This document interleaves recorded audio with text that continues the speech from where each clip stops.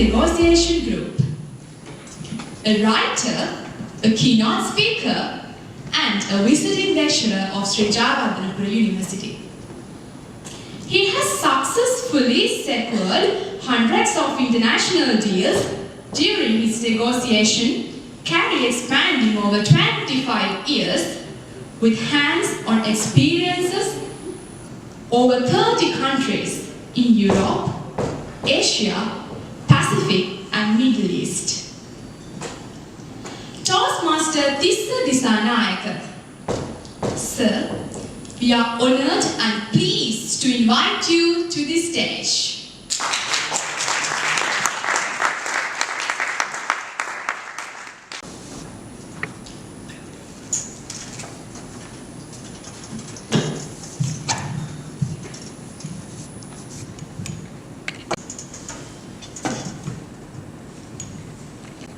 District Director, District 82, Toastmaster Salma Mahalingam, District Leadership Team, Madam Munora and Madam Sayanti, newly elected President of Gold Toastmasters. When you say gold, I hate as gold. And I believe both goes hand in hand together. Saman, fellow Toastmasters, distinguished invitees.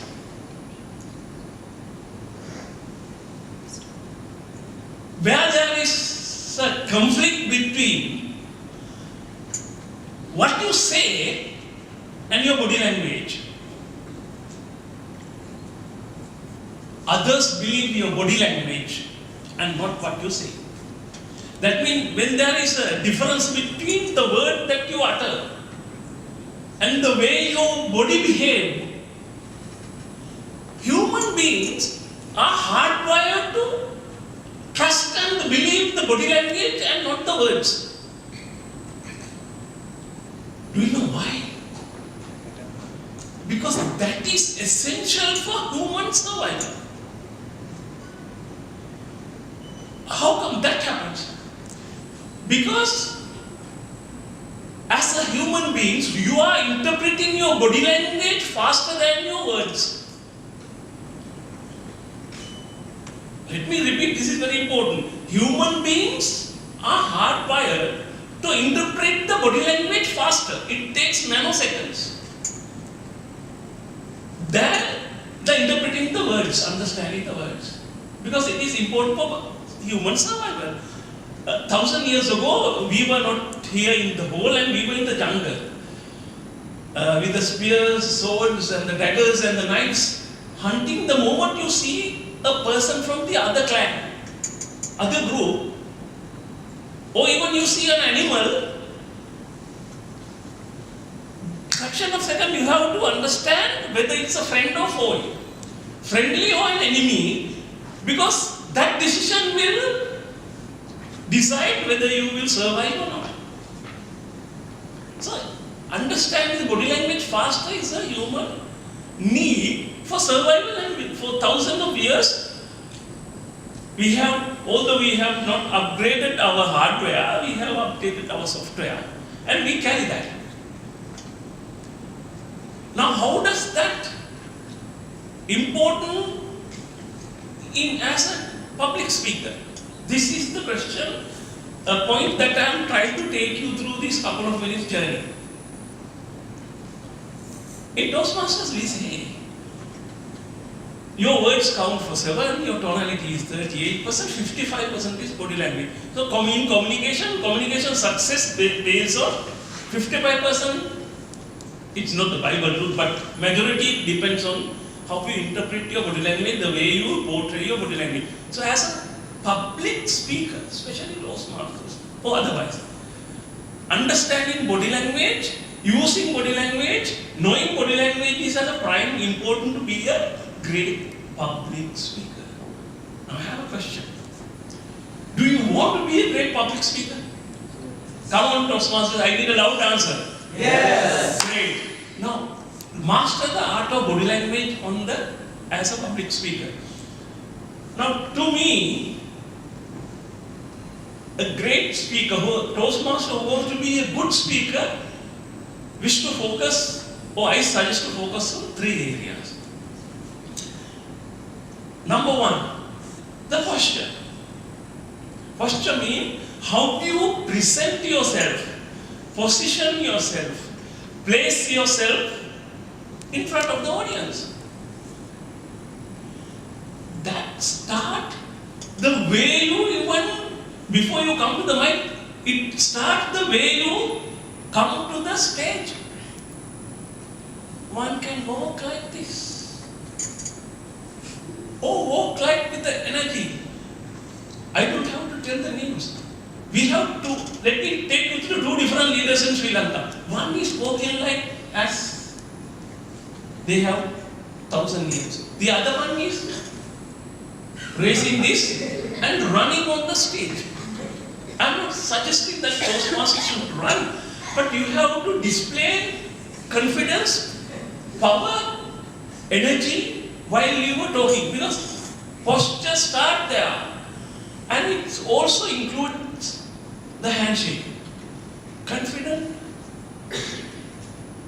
making the proper eye contact, one has to shake the hands before you place yourself in the stage. The posture start there. Then once you come to the lectern, have you seen people like this? After a while like this. Because this is the sign of holding lectern is a sign of weakness or lack of confidence. Let me put it, tone it down, lack of confidence, nervousness. I suggest shoulder height, like this. Let your hand free, open palm. This gives the immediate result is body language interpretation of human beings is this, because why the body language is fast interpreted is when a person talks, when I talk, my words are interpreted at the auditory cortex of the brain, which is housed at the both sides of the temporal lobe in the brain. The temporal lobes are here. They have the auditory cortex that interpret. It takes a bit longer time, relatively. But body language are interpreted at the limbic system. This is reptile brain. The place called amygdala. Amygdala is that like kombua, the primitive brain, that comes to the spinal. And that is almost automated. It's automated.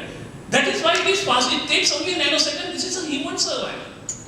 So if I stay like this, I don't have to tell you. You have already interpreted, this man is nervous. Because I am reflecting myself smaller than what I am naturally. So try to avoid that. And try to avoid holding the lectern. Let it go and let's make your hand free. This is where you start your posture. This, if you know that, next time try to avoid it. When you are nervous, especially at the lectern or even at the podium, the sign of nervousness is you tend to cover your vital organs. You know what I mean? Or this. Or even this. And even this. These are signs of nervousness. As a Toastmaster and a public speaker, my suggestion is to understand, aware, and consciously try to avoid it. That will give a sign to the audience. The audience believe that you are confident. By practicing this, you can send the signals where the audience interpret that you are a confident speaker. That is the posture side. That's where you start. Then the other important aspect that I suggest you to focus is the facial expressions. what you do with the face. Do you know? Now tell me one of the important facial expressions that human being use. Smile. Amazing. Who said that? Wow, give him a round of applause.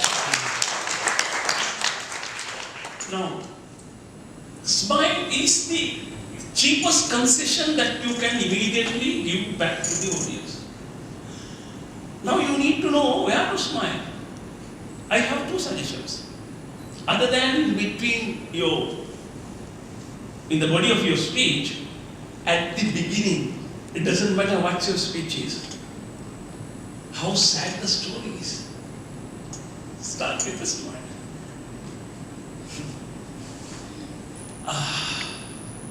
It's easy to say than done. Why is that? Because any public speaker is nervous. I am nervous.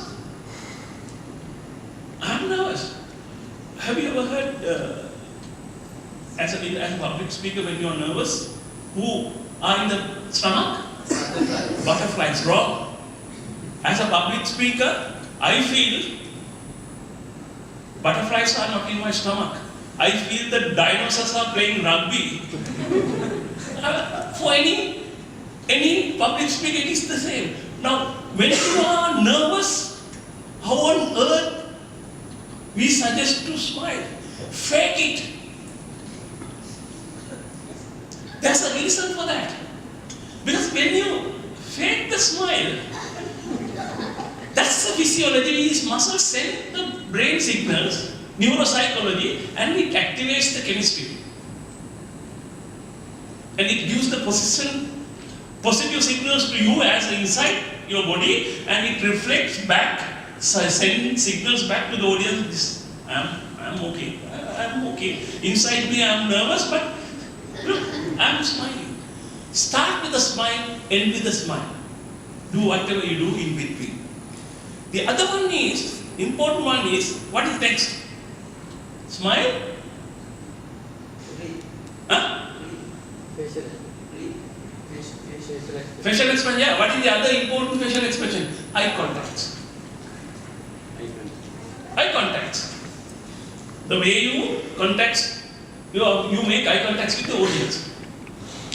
Those masters are masters of this subject. Suggestion, simple, basic is one single sentence, one look.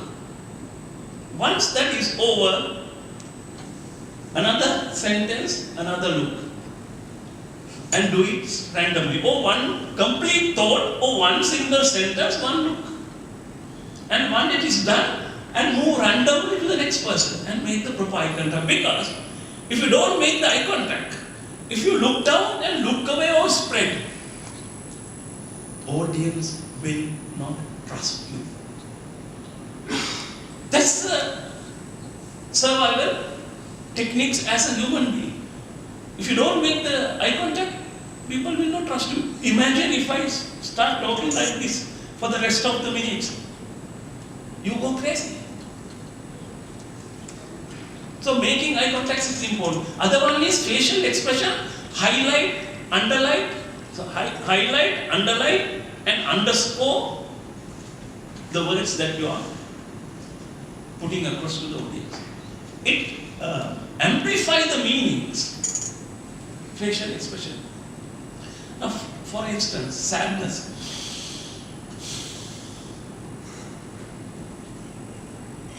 Very sad. And you nod also. Even nodding is part of the facial expression because it belongs to it. 225. Damn. None of them is good. That's it. Use the facial expression to magnify, amplify your meaning of the words. This is the hallmark of a great speaker. Now we discuss about the postures and the facial expressions. And the next one is gestures. What you do with your hands while you are in presence of, in front of the audience. Now, there are 4 different gestures, in my opinion, I suggest you focus on. One is the descriptive or descriptive gestures, suggestive, prompting, and emphatic. Let me take you through those four quickly. Descriptive means certain gestures that you use to describe certain things. A small person like Toastmaster Tanushi, a baby girl, a tiny creature. These things will describe certain things. And when you use those hand gestures to highlight, augment, or reinforce your words, that makes a greater impact in the minds of the audience. The other one is suggestive. That means you use your hands gestures to suggest certain, especially in the audience, or place in the audience, place in the stage, place in the environment. Now, for instance, this person is the Putana of piano.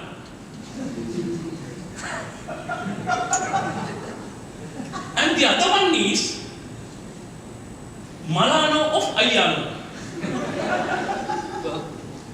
70 years old, 52 years old. This one is Sajid, this one is Kotabia. Now, he studied at Royal, while the other one studied at, with the other one? I didn't say Kotabia, I said other one. But you said Kotabia. Why is that? Because it is suggestive. Because I anchored them, one in this side, the other one is this side. That is how the suggestive hand gestures work.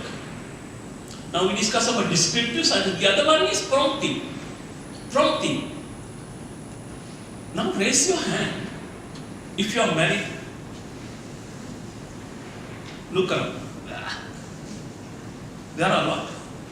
Welcome to the club. Now, this is the hand gesture that we use as a prompting.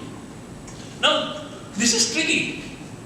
Tricky means raising hand commands are often used wrong. I have seen some of the many, or some even world champs got it wrong. Now there's a way to use the hand prompting gesture as a public speaker. If you want people to answer, respond, react, ask the question, keeping the hand down. Wrong way to do is raise your hand if you are married. Or usually it happens, raise your hand if you are married. You don't know whether I wanted you to raise the hand or not. Cake. There's no energy. I have already raised my hand. So you don't know whether I really wanted you to raise the hand because I already raised my hand. This is often happening. This is how it generally happens. Rookie speaker, average speaker does it like. Don't raise your hand until you complete your question. Watch me. Raise your hand if you are married. And this is like a command. And you cannot resist raising, stay without raising the hand. And you have to give this command at the last word of your question. Let me repeat. Raise your hand. Now you don't know what I am going to ask next.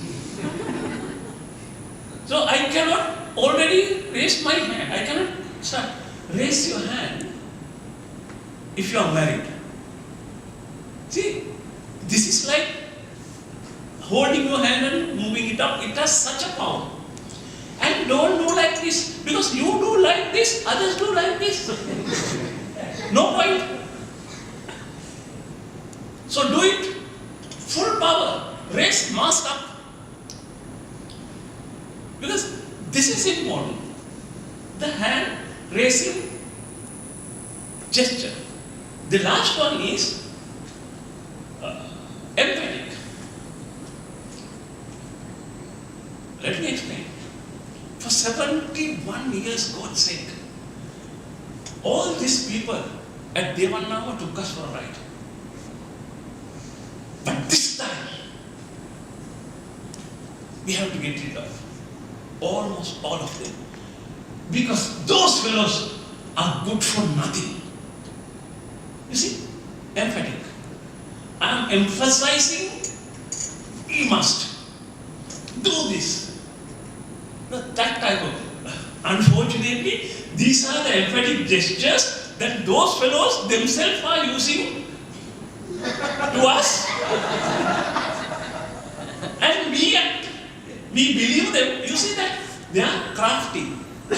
They are shrewd. Although they are not Toastmasters, I wish, District Director, can we suggest another clause in the Constitution that any politicians at MP or minister should have at least CC10 or what do you call, pathway? Pathway? Come on. Pathway 11, pathway, first part completed. To become a politician or MP or, and they use this emphatic gestures because they know that our brain interprets as a power. That is why we believe in them. It's already happening. If you don't synchronize your body language with the words that you utter, say, there will be a big issue. It is a terrible situation. I feel others are not, it's not a big problem. Hear me out.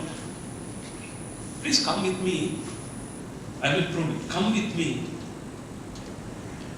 Get into my Jeep, Mitsubishi. It was 13th of October, last week, Sunday. Boy day. Remember? I was traveling with my family in the Yala jungle, watching the wild animals. It was 6 o'clock in the evening. Getting darker, my wife said, "Tissa, it's enough, let's go back." We turned our Jeep and came back. Getting darker, driver was driving it. There was a huge, sharp bend in our road. While we were reaching that elbow bend, suddenly there was a herd of elephants right in front of us. There were 8 of them. The leader, perhaps the father, the huge one, was very strong. And there were small, perhaps 1 week old, 2 small baby elephants with them.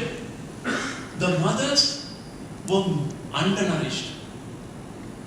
They were so thin, they couldn't even walk. We stopped our car, Jeep. While we stopped, everyone went silent. I wasn't afraid. To tell you the truth, I was very brave. Then suddenly,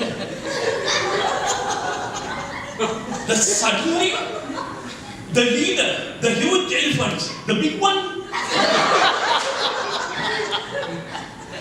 came in front of us. He's just about to charge. I'm the father of my clan, my family. I was very courageous took up the courage. I jumped in between the elephants and the jeep. Because in fear, my daughter Geetli was crying. Then I found my wife is also crying. And they were in full fear. And the daughter had big problems. That is why I jumped in between the elephant and the jeep. And I told the elephant, look here. You harm my family. Oh, my dead body. Why are you laughing?